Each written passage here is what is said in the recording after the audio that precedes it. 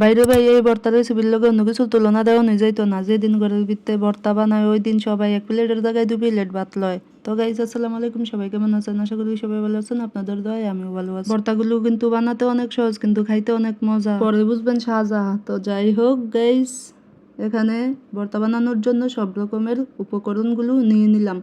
তো দেখতেই পারতেছেন রসুনগুলো টেলে নিলাম, এরপর টেলে নিচ্ছি শুটকিগুলো। আজকে মলাই শুটকি দিয়ে শুটকির ভর্তা বানাবো। আজকে মূলত 4 রকমের ভর্তা বানাবো, সাথে বানাবো দুন্দুলের ভর্তাও আর কালো জিরার ভর্তা বানাবো। এজন্য সব উপকরণগুলোই হালকা হালকা টেলে নিচ্ছি। তো টালা শেষে এখন আমি সবগুলো উপকরণ সাজিয়ে নিলাম, আর আমার শাশুড়ি এখন ভর্তা বানানো শুরু করে দিবে। আমি কখনো ভর্তা বানাই নাই আর পারিও না, আর আমার শাশুড়ির হাতের ভর্তা অনেক মজা। গাইস, যদি আপনারা খেতে চান তাহলে আমাদের বাসায় চলে আসেন, আপনাদের দাওয়াত রইল। তো প্রথমেই দুন্দুলের ভর্তা বানানো শুরু করে দিছে। তো কয়েকটি মরিচ বেটে তারপর দুন্দুলগুলো বেটে নিয়েছে, এরপর পেঁয়াজগুলো বেটে একসাথে মিক্স করে লবণ দিয়ে আবার বাটা দিয়ে দিয়েছে। এখন দেখতেই পাচ্তেছেন দুন্দুলের ভর্তা কমপ্লিট। এখন বানানো হবে কালো জিরার ভর্তা, যেটা আমরা গ্রামে ভাষায় বলি কালিয়া জিরার ভর্তা। তো যাই হোক গাইস, মজা করলাম। তো কালো জিরা ভর্তা বানানোর জন্য এখন টালা রসুন আর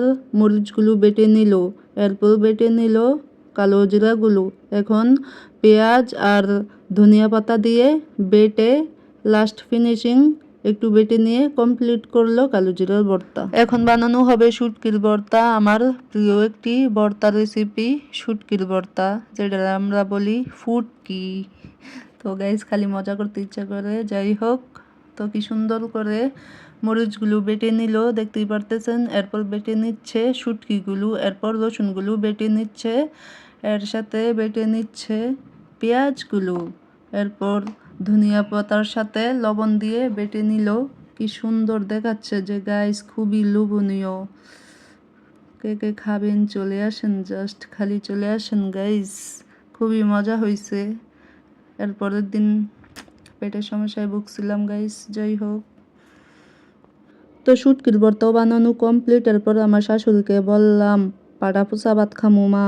তো মা আবার ভাত দিয়ে হালকা বেটে নিল, তারপর কি সুন্দর করে মাখিয়ে তুলে নিল। এরপর আমি আর আমার ননদরা মিলে অনেক মজা করে খাইছি গাইস পাটা পোচা ভাত।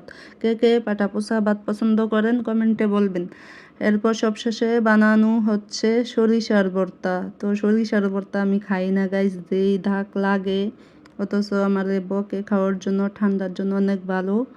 তো কিন্তু আমি খাই না, এজন্য এটার বিশেষত্ব কিছু বললাম না। তো ফাইনালি 4 রকমের ভর্তা কমপ্লিট হয়ে গেছে। তো এই ভর্তাগুলোর সাথে হবে খুদের ভাত রান্না। তো যারা খুদের ভাতের সাথে ভর্তা খেয়েছেন তারাই বলতে পারবেন কি রকম স্বাদ। সেই স্বাদ, সেই স্বাদ, সেই স্বাদ গাইস। তো অনেক কষ্ট করে ভিডিওগুলো বানাই, আমি জানি অনেক ভুল হয়। নতুন নতুন আপনারা যদি অ্যাপ্রিসিয়েট করেন, নেক্সট টাইম ঠিক হয়ে যাবে আশা করি। আস্তে আস্তে আপনারা উৎসাহ দিবেন, তো আপনাদের উৎসাহ পেলে আরও এমন ভিডিও করব। সবাই আমাকে সাপোর্ট করবেন। আর দেখতেই পারতেছেন এখন খুদের ভাতগুলো হয়ে গেছে।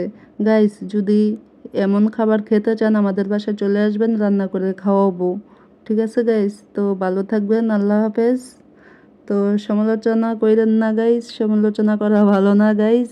ভুল হলে কমেন্টে বুঝিয়ে বলে দিবেন। আল্লাহ হাফেজ।